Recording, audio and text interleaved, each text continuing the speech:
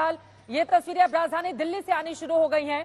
पूर्वी दिल्ली से बीजेपी के उम्मीदवार हैं हर्ष मल्होत्रा, उनकी ये तस्वीरें इस वक्त टीवी स्क्रीन पर आप देख रहे हैं। सुबह सुबह वोट डालने के लिए जाते हुए दिग्गज, और दिग्गजों की प्रतिष्ठा दांव पर है तो दिल में धक धक भी इनका हो रहा होगा।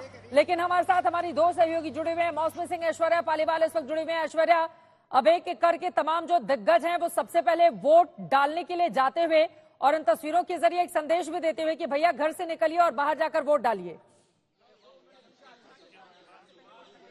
बिल्कुल बिल्कुल, क्योंकि देखिए चित्रा, मैं आपको बता दूं, अब की बार हमें जो देखने को मिला है, अगर आप डेटा को एनालाइज करेंगे तो जो शहर हैं जिसको कि अर्बन एपैथी कहा जाता है, शहरों में लोगों ने बहुत कम मतदान किया है।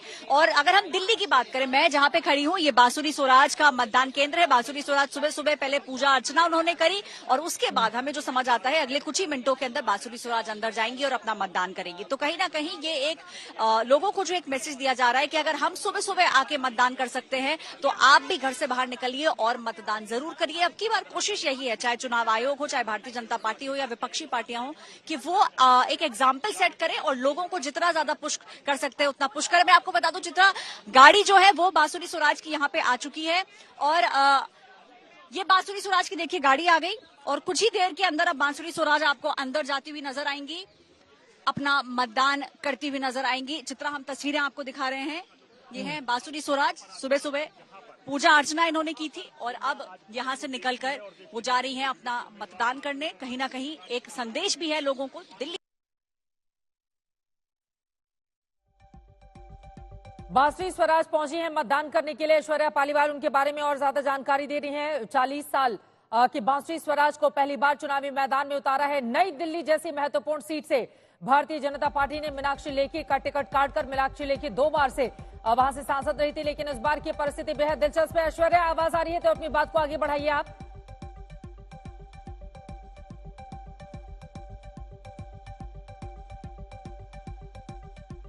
चलिए, बांसुरी स्वराज क्या बोल रही हैं सुबह सुबह पूजा पाठ करने के बाद वो पहुंचे हुए हैं वोट डालने के लिए, उनसे हम बातचीत करेंगे। हमारे साथ ऐश्वर्या पालीवाल जुड़ी हुई मेरी सहयोगी। लेकिन मौसमी, अब सीधे आपके पास आते हुए, नई दिल्ली सीट पर आपकी भी मौजूदगी है और बांसुरी स्वराज ने सुबह सुबह पूजा पाठ किया, भगवान का आशीर्वाद लिया, पहली बार चुनावी मैदान में है, तो पूजा पाठ करने के बाद अब सीधे मतदान करने पहुंची हैं।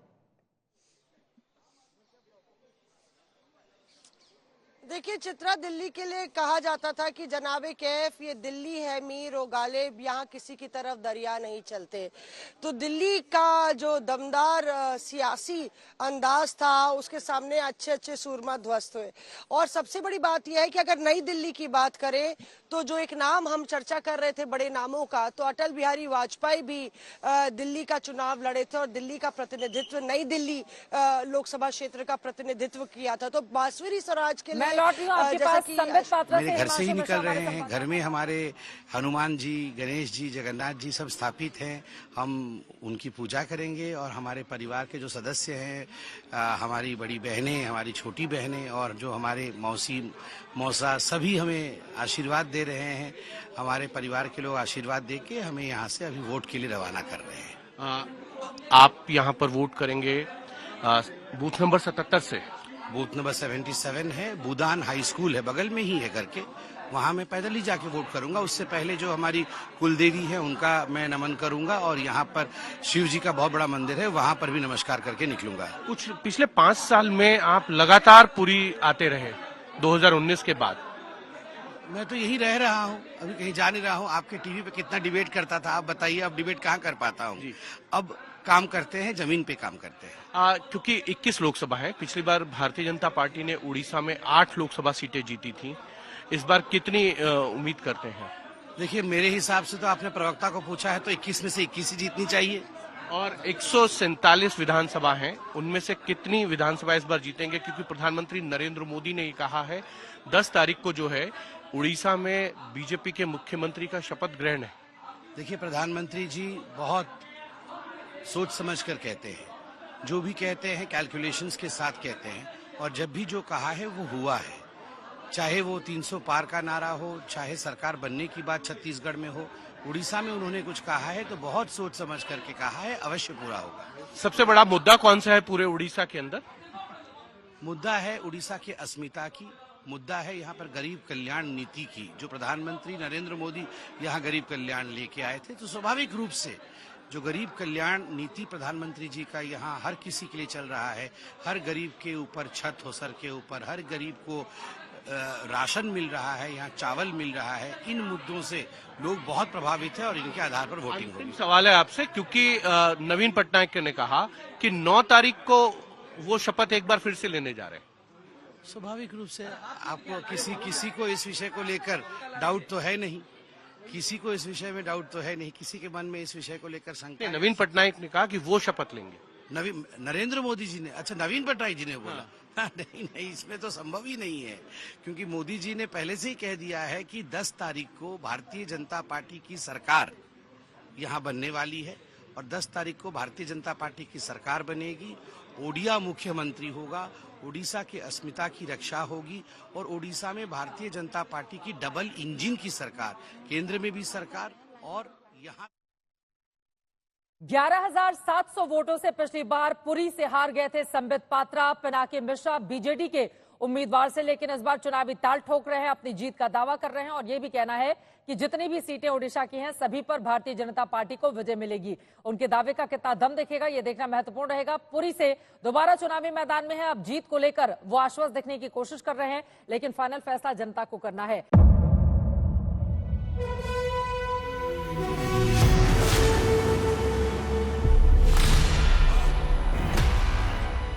मुद्दों का मैदान, जिम्मेदारी लेंगे, तर्कों पर घमासान। क्या बताना चाहते हैं इस देश को? किससे किसकी ठनी, न्याय की नहीं बनती है, किसने दी किसे पटखनी, क्या सच है जिसको छिपाने की कोशिश। खबरों की दुनिया का सबसे बड़ा अखाड़ा दंगल देखे मेरे यानी चित्रा त्रिपाठी के साथ रोज शाम 5 बजे सिर्फ आज तक पर। ना पक्ष ना विपक्ष, ना लेफ्ट ना राइट, ना मिर्च ना मसाला, खबरों का बोलबाला, निडर निर्भीक सबसे सटीक स्पेशल रिपोर्ट सिर्फ आज तक पर। एयर रेड के ये सायरन समय समय पर आपको सुनाई देते। शौर्य की, भारत और चीन के बीच साहस की, सभी बाढ़ग्रस्त इलाकों का हवाई सर्वेक्षण किया है। सरोकार की, गाजीपुर में किसान से बातचीत करें। संघर्ष की, कश्मीर को आगे बढ़ना होगा। संयम की, भावनाएं भड़की या दंगे भड़काए गए। सवालों की, जनता के लिए, जनता के द्वारा, जनता की दस्तक। श्वेता सिंह के साथ सिर्फ आज तक पर।